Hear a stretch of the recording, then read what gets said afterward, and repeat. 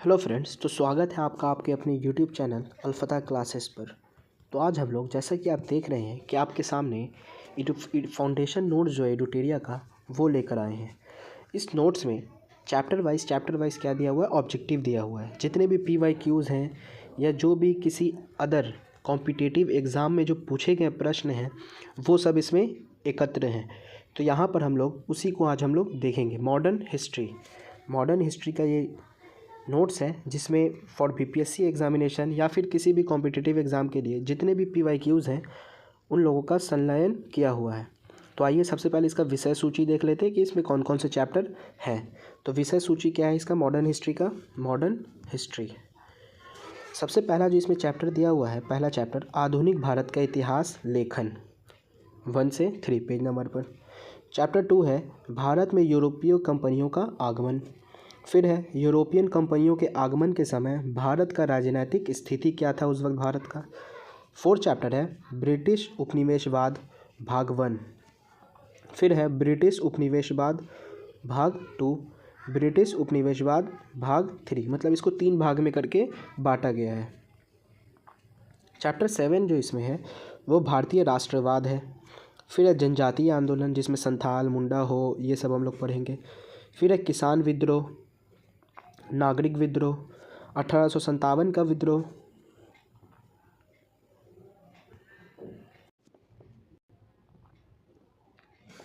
फिर है समाज तथा धर्म सुधार आंदोलन, राष्ट्रवाद का प्रारंभिक आविर्भाव, राजनीतिक संस्थाएं।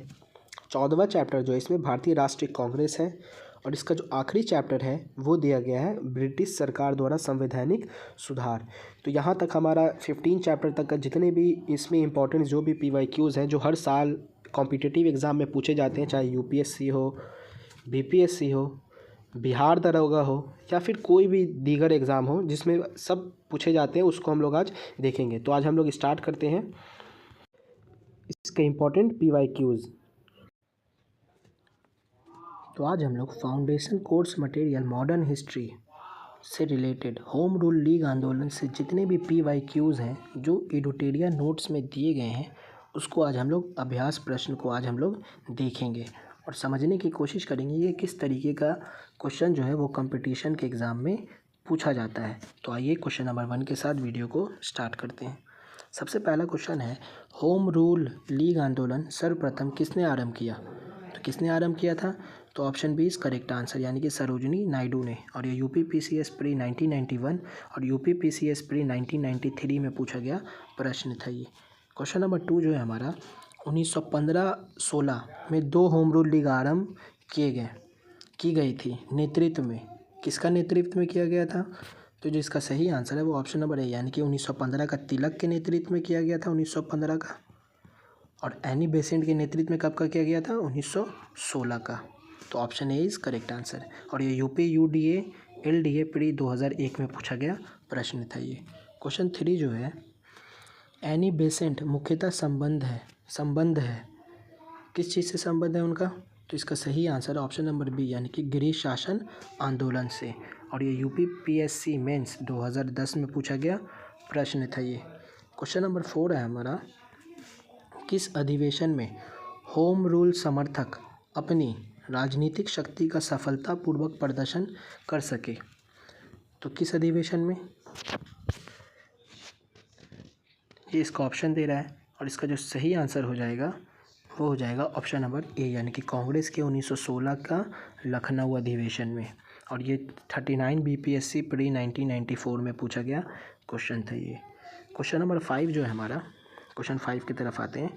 क्वेश्चन नंबर 5 है होम रूल आंदोलन भारत के स्वतंत्रता संग्राम के एक नए चरण के आरंभ का घोतक था क्योंकि ऑप्शन दिया हुआ है इसका। तो इसका जो सही आंसर हो जाएगा वो ऑप्शन नंबर ए हो जाएगा या क्योंकि इसने देश के सामने स्वशासन सेल्फ गवर्नमेंट की एक ठोस योजना रखी। तो और ये जो क्वेश्चन जो पूछा गया है वो पूछा गया है 41st BPSC में प्री 1996 में। आइए क्वेश्चन नंबर 6 की तरफ आते हैं। क्वेश्चन नंबर 6 है हमारा, क्वेश्चन नंबर 6 तिलक तथा एनी बेसेंट द्वारा बनाए गए होम रूल लीग में एक को मिला दिया गया था। कब मिला दिया गया था? तो 1918 में। Option b is correct answer. और ये उत्तराखंड PCS मेंस 2002 में पूछा गया प्रश्न है ये। तो यहाँ पर हमारा जितना भी क्वेश्चन था एडुटेरिया नोट्स में होम रूल से रिलेटेड वो हमारा होता है कंप्लीट। तो मिलते हैं आपसे नेक्स्ट वीडियो में कुछ अलग टॉपिक के साथ। तब तक के लिए अपना ख्याल रखिए। Take care, bye.